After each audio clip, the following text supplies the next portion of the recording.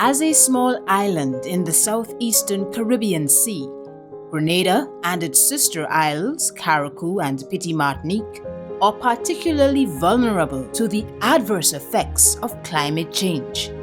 Extreme events such as hurricanes and flash flooding are likely to intensify in the future, while droughts are expected to become more severe. Projections indicate a strong likelihood of reduced annual rainfall, as well as rising sea level. Communities are even more vulnerable to the adverse effects of climate change due to man-made causes, such as deforestation due to poor farming practices. Grenada has developed many policies and strategies relating to adaptation over the years. However, a strategic and comprehensive approach to adaptation was needed. We didn't just want support for one specific sector or to address strengthening government response. We wanted an integrated approach that would work together and that would focus in parallel, not just on building Grenada's capacity within government, but also within the communities, with opportunities for possible partnerships, with opportunities to access further financing, but in a context that Grenada understood and led. We wanted to make sure that our most vulnerable sectors were addressed. In 2012, the government of Grenada and the German government jointly undertook an innovative pilot program on integrated climate change adaptation strategies, ICCAS for short. The ICCAS program was funded with 6.8 million euros from the German Federal Ministry for the Environment, Nature Conservation, Building and Nuclear Safety, implemented by the Environment Division, GIZ, and the United Nations Development Programme. The main goal of the ICCAS program was to increase resilience of vulnerable communities and ecosystems to climate change risk in Grenada through integrated adaptation approaches.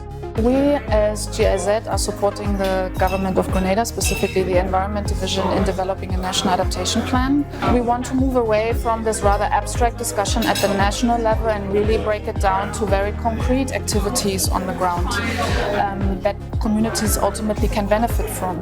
UNDP was specifically dealing with vulnerability at the community level. So some of the aims was how do you build adaptation at the community level. We work with a lot of ministries, in particular agriculture, the fishing communities, other rural communities, and sort of identify what are the key vulnerability that exists. And we did a lot of community consultation. The other question was how do we get communities to effectively implement projects when their capacity is very different. So in terms of determining the operational procedures, we sort of came up with 3 different layers. So we are giving funding to registered NGOs, unregistered groups, and we included another bracket we referred to as climate change innovators. To help communities adapt to climate change, a climate change adaptation fund was established in 2014 with $1.3 million allocated to spend on community projects.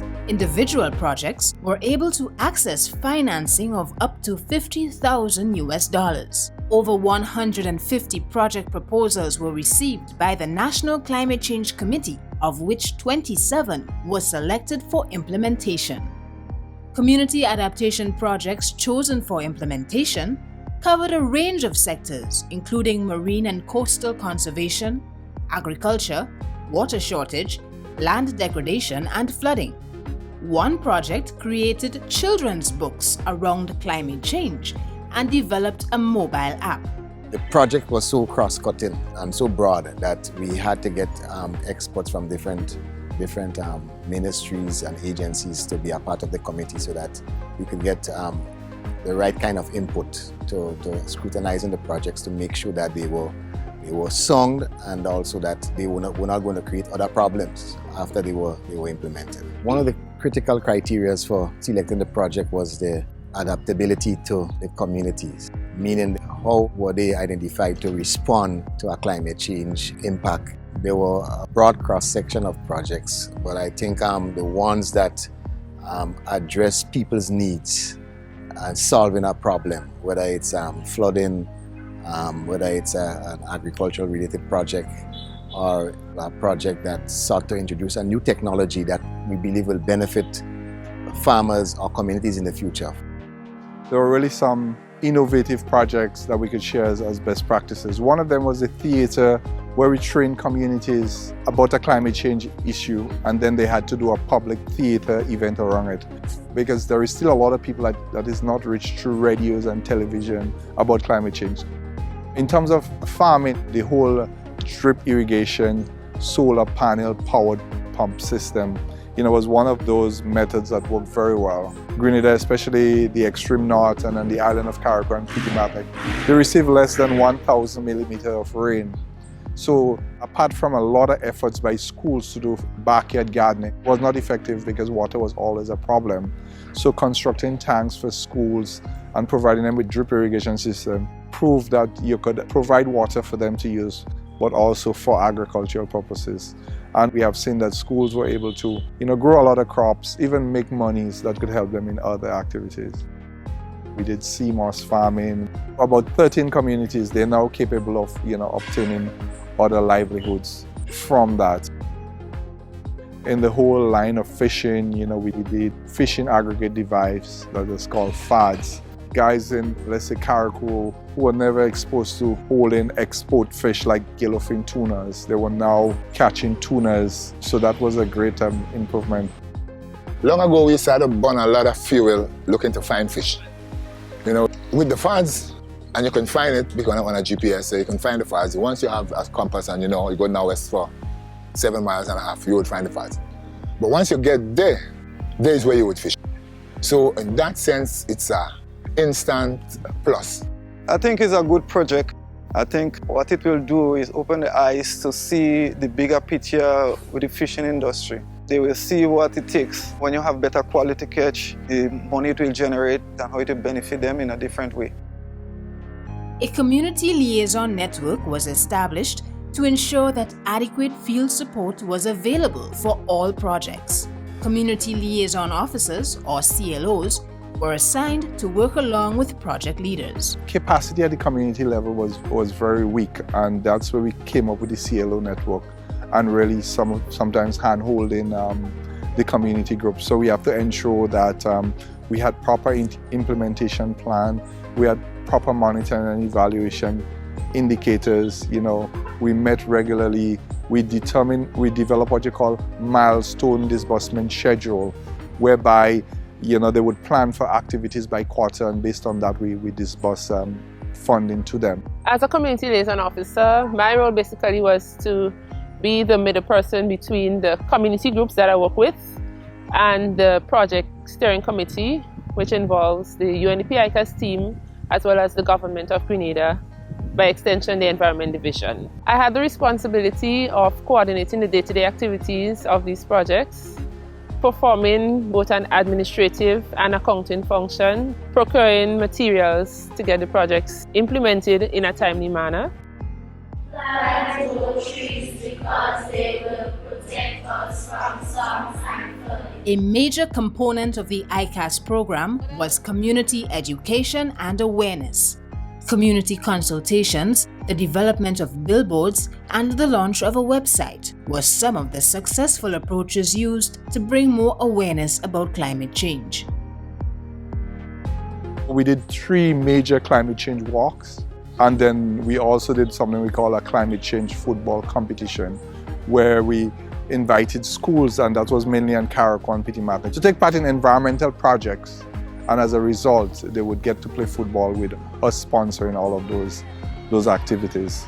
I think the project was an excellent idea. It was really great because all the schools were involved, and the whole thing, if you did not take part in the project, you would not be entering the competition. So it was something good, it was a motivator.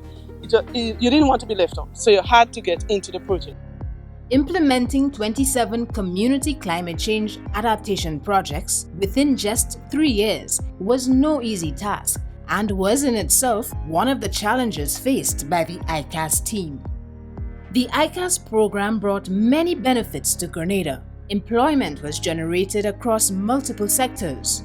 There was capacity building at the community level, which empowered community groups and organizations to successfully implement sustainable projects. And through an effective communication strategy, awareness of climate change risks was strengthened. I think one of the important things is to identify projects that does not require high technology, that after the project has come to an end is difficult to continue operating. So the equipment that is utilized is easily available. Some of it is purchased locally. And I also think that they're building capacity within communities to actually utilize the resources, whether it's equipment or training, using local experts to do a lot of the work. I think that's some of the benefits in that we have, I believe, a cadre of well-trained people who can implement now projects. We also was able to build capacity, I think, in a lot of the ministries. So you have people who are qualified now to